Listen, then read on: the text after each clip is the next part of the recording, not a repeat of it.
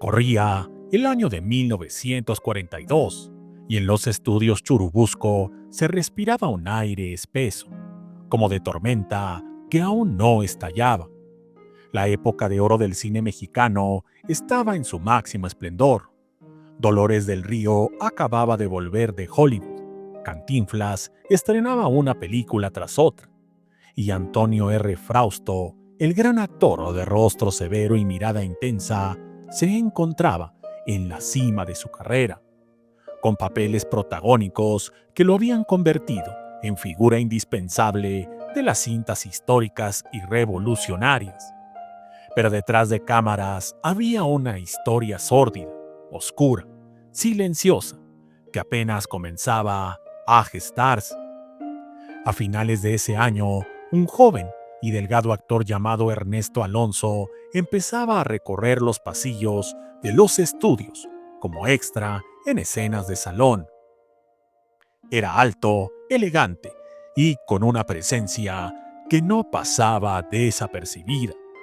Su rostro angelical y modales educados llamaban la atención, especialmente de uno de los actores más poderosos y respetados del medio, Antonio R. Frausto.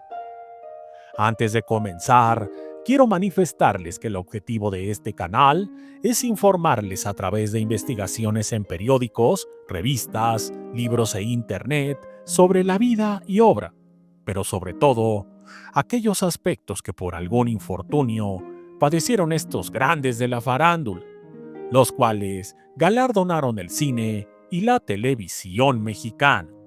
Por tanto, en ningún momento se tiene la intención de difamar o lastimar la imagen de estos grandes. Sin más, comenzamos.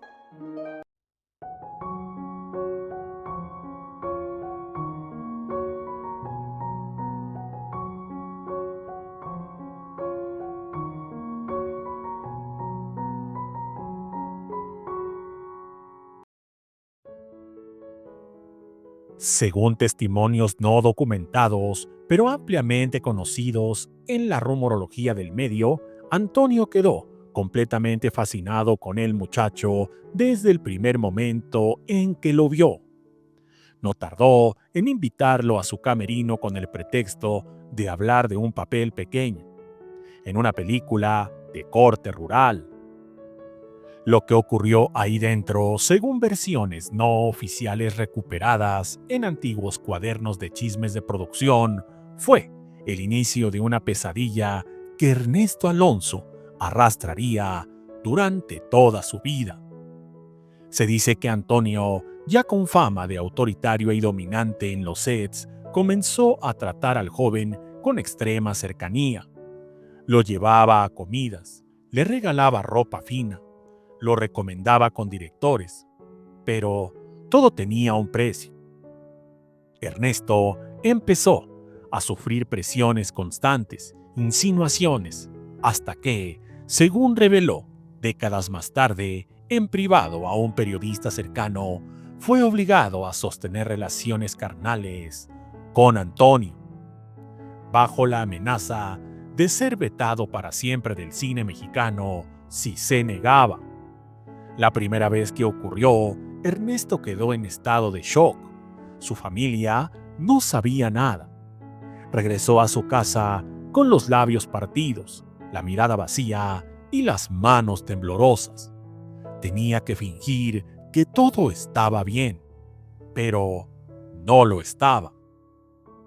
Con el paso de los meses, las exigencias se volvieron más frecuentes. Antonio lo manipulaba emocionalmente. Yo te hice, le decía, tú no eres nada sin mí. Ernesto, sin apoyo, sin representación legal y con apenas la esperanza de algún día brillar como actor, soportó en silencio el abuso por más de un año. Algunos técnicos del set comenzaron a notar sus comportamientos retraídos. No hablaba con nadie, lloraba en el baño, se negaba a comer. Se volvió adicto al café, al cigarro y a la soledad. Lo más cruel del caso es que muchos sabían y nadie dijo nada. Frausto era intocable. Trabajaba de la mano con el gobierno posrevolucionario. Era amigo de productores con nexos políticos y estaba protegido por el Sindicato de Actores. A mediados de 1944, Ernesto se atrevió a rechazar a Antonio por primera vez y lo pagó caro. Durante más de 3 años, no volvió a recibir ni una sola invitación para audicionar en los grandes estudios. Fue vetado por completo. Tuvo que subsistir doblando voces extranjeras en radionovelas y haciendo teatro independiente en patios prestados. Pero algo cambió en él durante ese tiempo. Su dolor se transformó en ambición. Juró que algún día sería tan poderoso como su agresor. Juró que regresaría al medio, pero desde una posición donde nadie pudiera volver a hacerle daño. Y cumplió su promesa. En 1949, gracias a un contacto con una joven productora, Ernesto volvió a actuar en un papel pequeño en una película de drama social. Luego vinieron otras.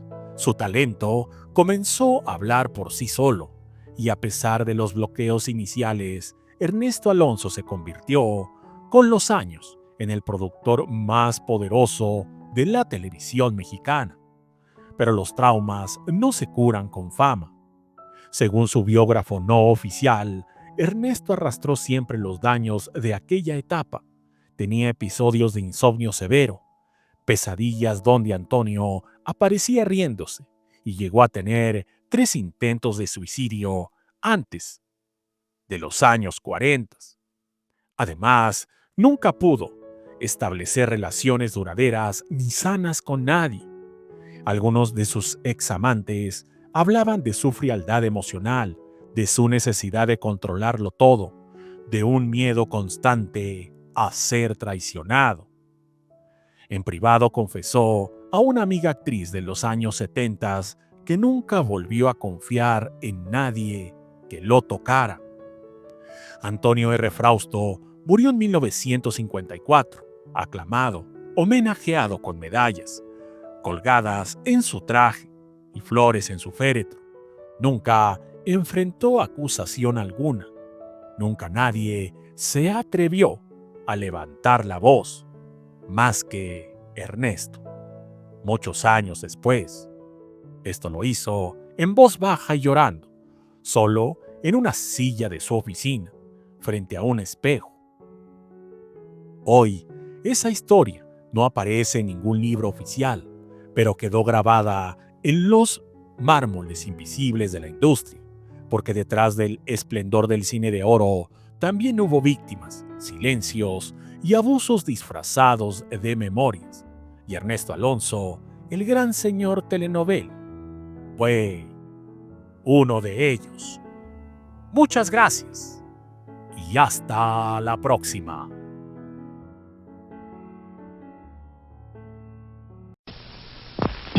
Estaban los tomatitos muy contentitos Cuando llegó el verdugo a hacerlos jugo. que no importa la muerte, dicen a coro.